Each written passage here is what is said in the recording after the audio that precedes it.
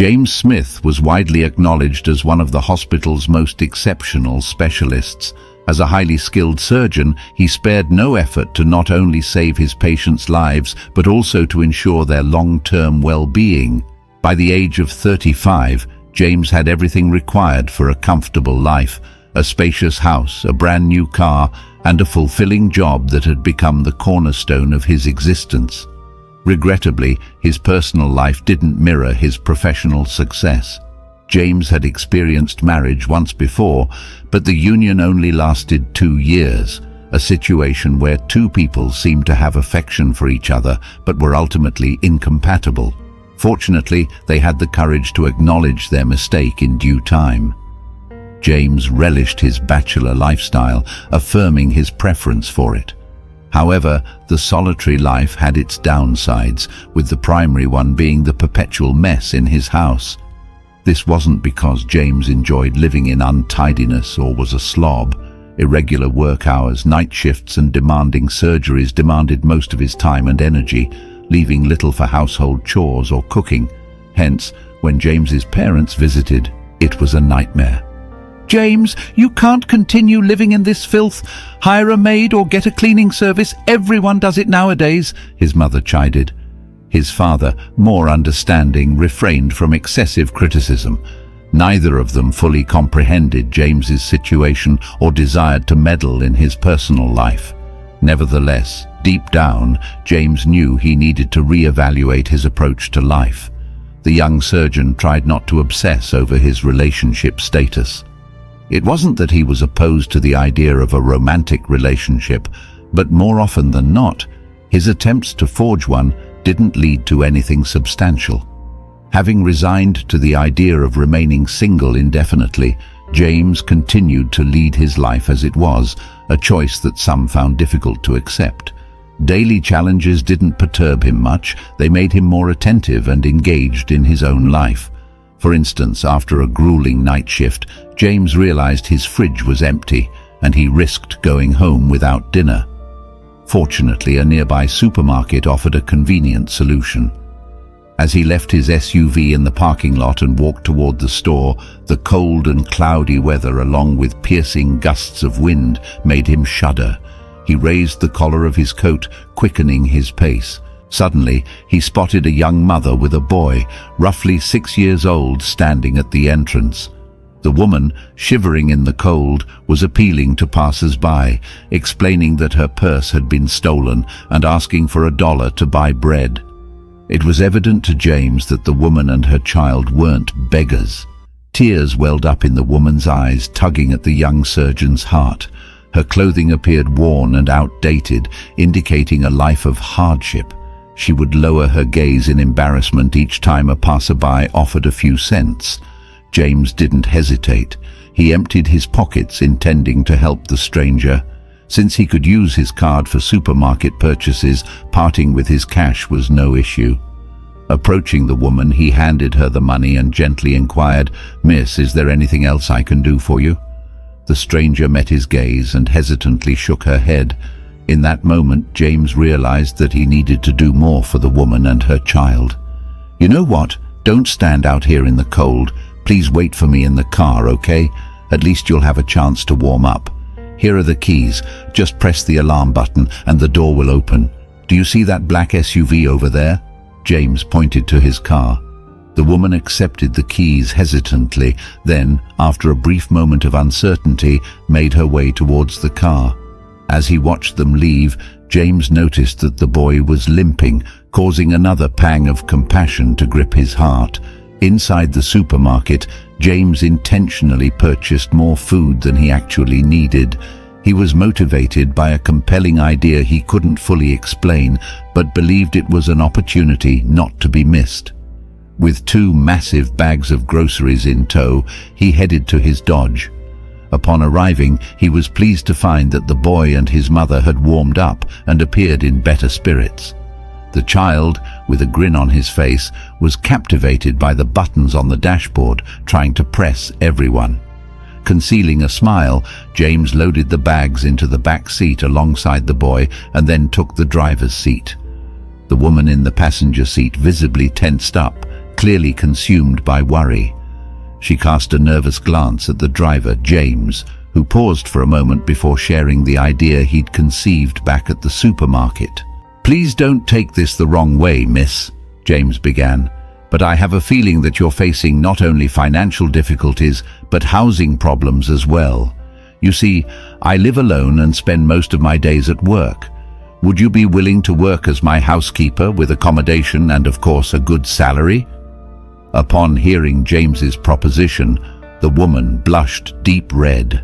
Concerned that she might be uneasy about living with a stranger, the surgeon quickly added, "Please don't be afraid. I won't harm you, and I'm nothing like those villains in fairy tales. I'm a surgeon, and I genuinely need your help." The woman cast an alarmed look at her son in the back seat, only to see him nodding his head enthusiastically. Summoning her courage, she replied, "I agree. You're very perceptive. It's true, Samuel and I have nowhere to live. I was mugged on the bus and all our savings were in my wallet." The boy clapped his hands gleefully, exclaiming, "How cool is that? Now I can ride in this car whenever I want." James smiled and exchanged a glance with the boy's mother. The journey to James's house took approximately 20 minutes, during which a lively conversation unfolded between the three of them. The woman introduced herself as Alison Douglas and her 6-year-old son as Samuel. They had previously lived in the suburbs but decided to relocate to the metropolis in pursuit of a better life. James had encountered numerous similar cases throughout his life, realizing that these individuals often ended up living hand to mouth, scraping together every penny. However, when James learned their exact place of origin, his heart sank once more. He had vivid recollections from 7 years ago, a time that now seemed distant and almost unreal. It was a rainy autumn day when James was driving down the highway in his father's weathered Chevy. Little did he know that in just a quarter of a mile, his car would break down and come to a halt in the middle of the road, as if rooted in place. That day, he was returning home after visiting friends in the suburbs, and the weather had taken a terrible turn.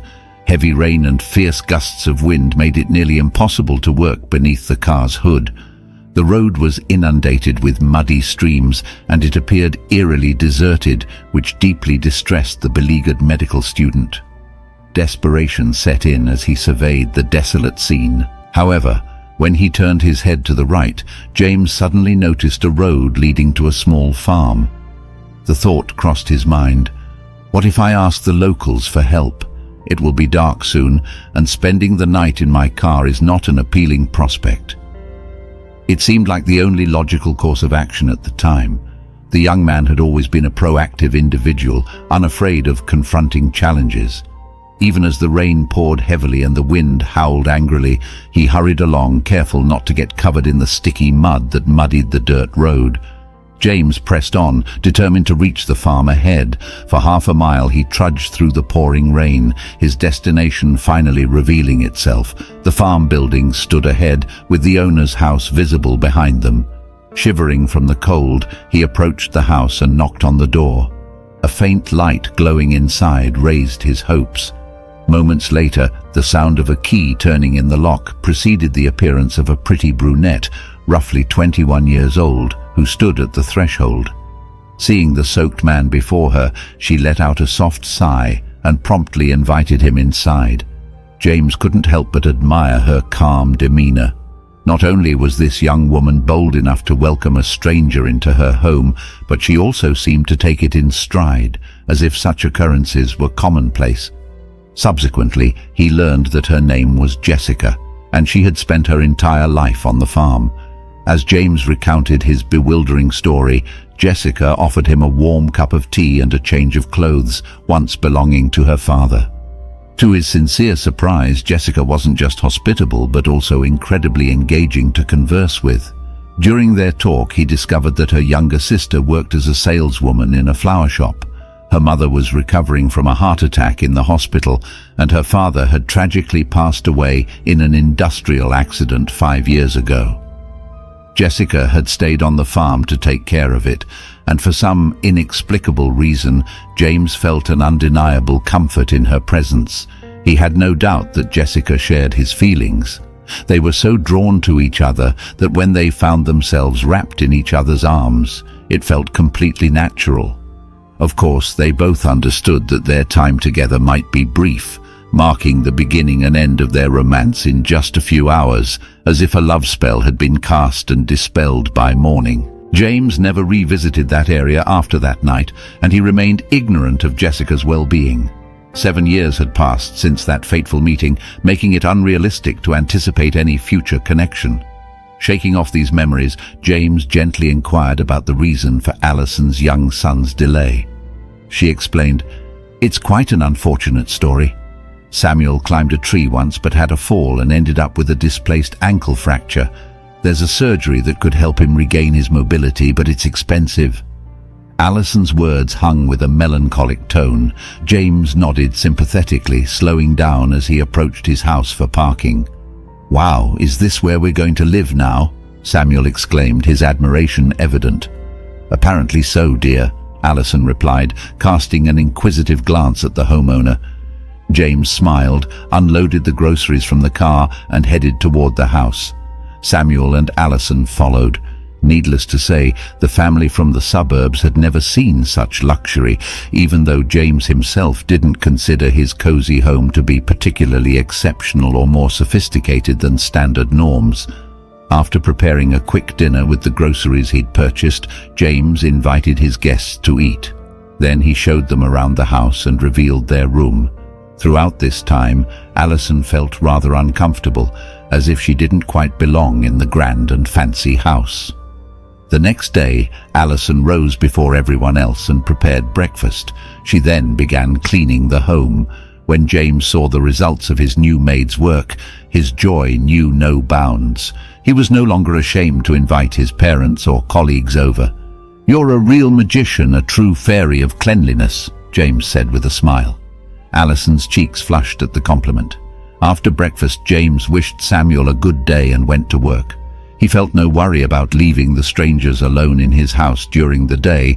All he could think about was Alison and Samuel. The story of the boy and his mother awakened the sincerest and kind feelings in the young surgeon's soul.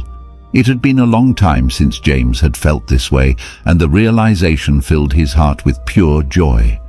Now he always rushed home after work because a delicious dinner in the company of Alison and Samuel was always waiting for him. After dinner, James usually played video games with the boy, or a couple of games of hockey or basketball. Samuel enjoyed listening to James's stories about his work and his past, and time seemed to fly by, shaping the course of this amazing story.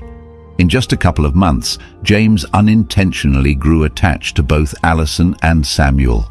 Of course, he never considered any serious romantic involvement, as the feelings he had were more of a platonic nature. Their lives might have continued on this path had it not been for one day when Samuel received an invitation to his high school reunion. Since James wasn't married, he felt uneasy about attending the event alone, knowing that most of his peers would be there with their spouses. It was then that he came up with the idea of taking Alison and Samuel with him. Initially, being naturally modest, Alison declined the offer, but when she realized James's genuine intentions, she changed her mind.